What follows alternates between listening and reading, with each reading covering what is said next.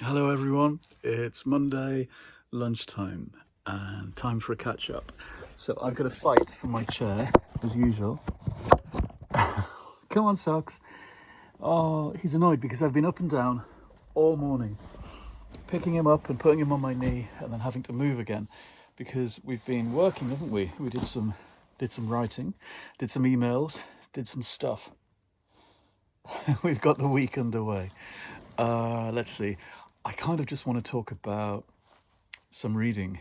It was a quiet weekend, and we sat in the garden in what we thought was going to be the last of the sun, and then it was going to rain, but it didn't rain. At least it hasn't yet. It stayed sunny. So we sat quite a long time outside.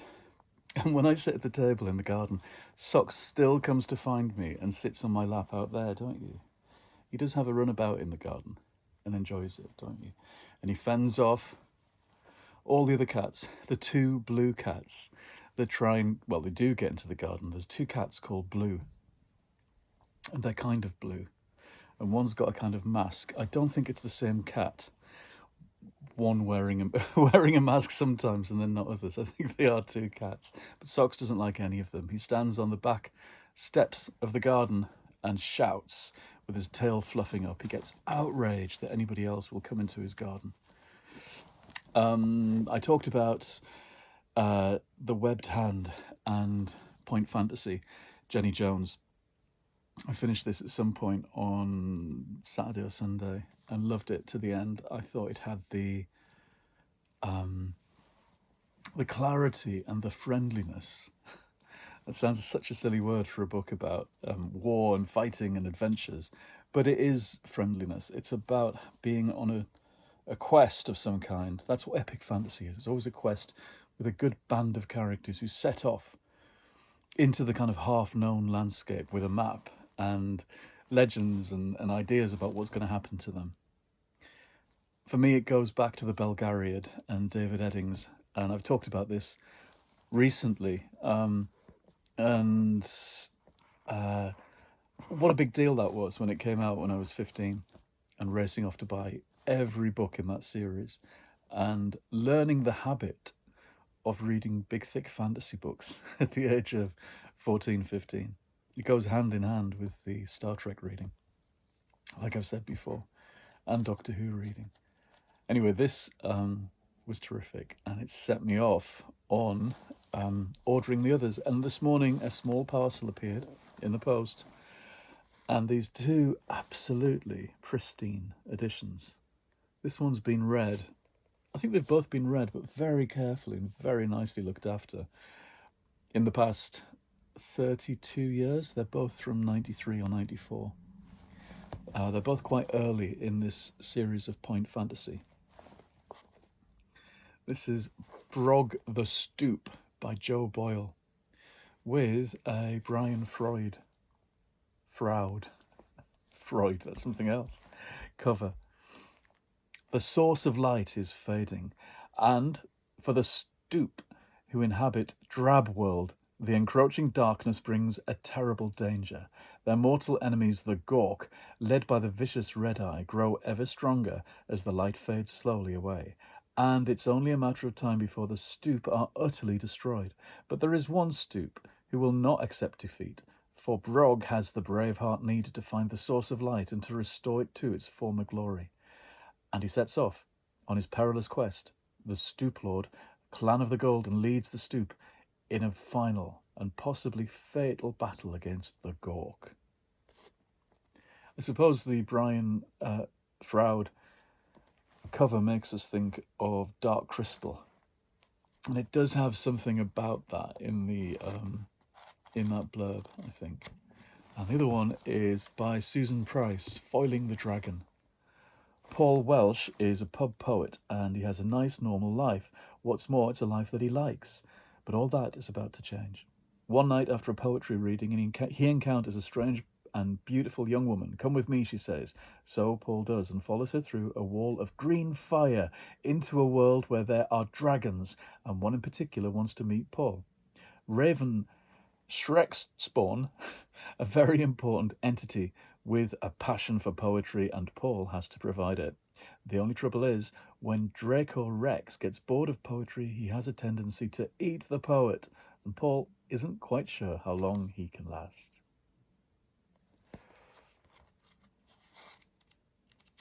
They both sound great. So here I am building up my small collection of point fantasy. If anybody else knows about this series or read them at the time, do let me know. It seems to me everybody remembers the point horror and go on about those all the time, but you never hear about these at all, I don't think. So I'd like to know if anybody was addicted to them as they came out. I love at the end where it says, when the book finishes, it goes on the next page, look out for the next title in the point fantasy series, in this case Fire Wars by Jessica Palmer, and you get a kind of preview. Really reminds me of the Virgin Doctor Who books of the time, which would end with a preview of next month's book. The idea of books in a series coming out on a monthly basis is really exciting.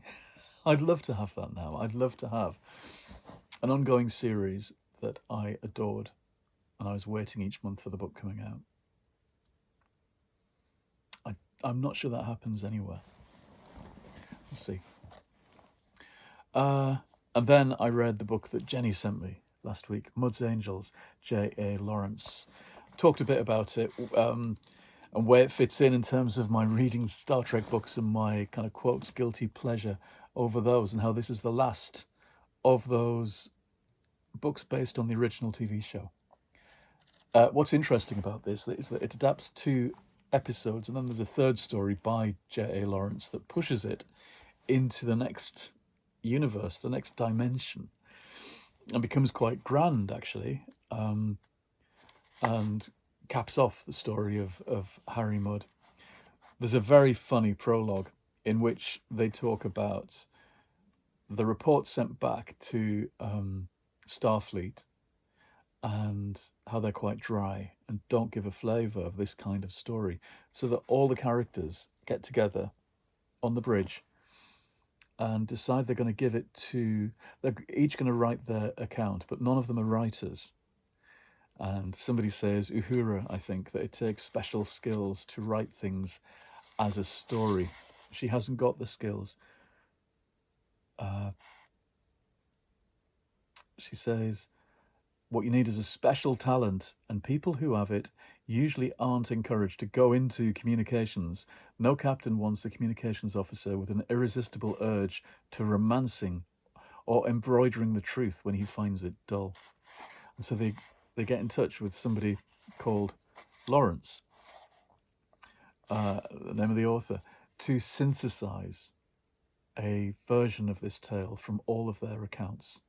And they're happy with that idea, the idea of creating a kind of polyphony of their voices.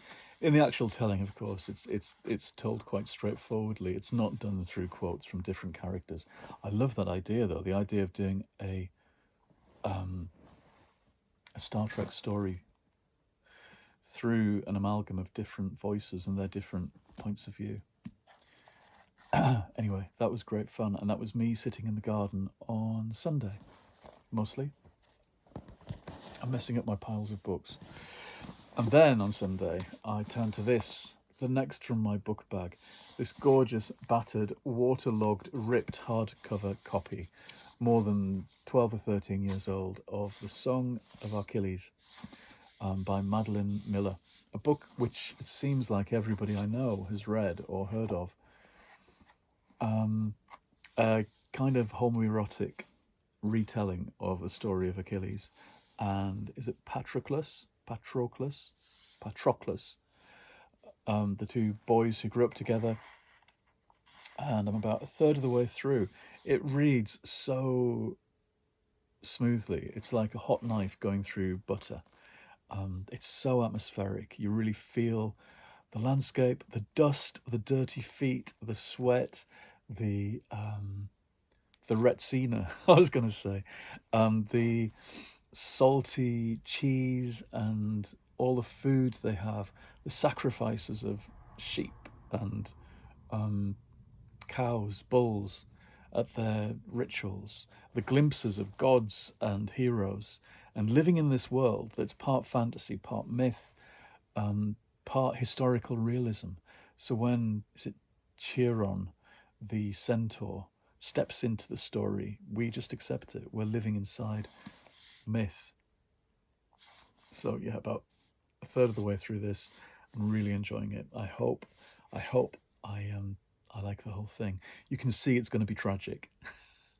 The two lads at the heart of it have just reached 16, and they've been in love the whole time, but they've just um, fallen into bed together for the first time, which is a big deal, and kind of confronting their feelings about each other.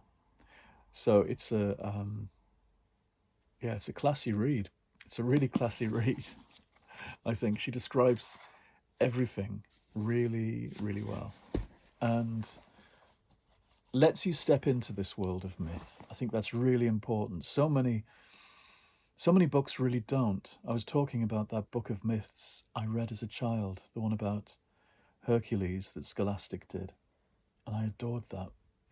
At the same time, I had a book, an encyclopedia of mythology from Hamlin, and those books I had on civilization and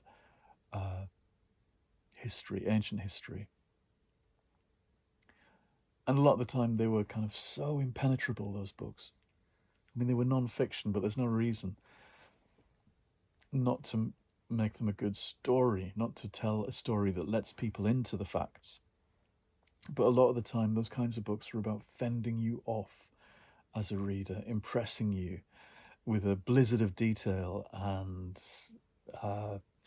academic showing off. So you just looked at the pictures. Text has to be friendly. I'm going back to the epic fantasy business, that these books can seem forbidding in the mythology and detail. Like Tolkien, it can seem forbidding and off-putting. But what you need is friendly company. And that's what writers who know what they're doing end up doing. They befriend you and bring you into this strange world. That's the point. So I should be going on with this and enjoying this. And it's Easter week, but I've just begun a new story for an anthology that I'm editing, a charity anthology. I don't know if I've talked about that yet, or if I've revealed what it's about or what the theme is, but I'm writing my own story for that, which just began this morning. So my head is buzzing slightly with some of my favourite characters. That's all I'll say for now. I think I'll stop there. Are you going to say goodbye, Socks? Bye-bye. Say, Socks. Are you still asleep? No. He's just pretending to be asleep. There, look, he's looking at us all through slightly narrowed, disapproving eyes. Goodbye, everyone, and I will see you again quite soon.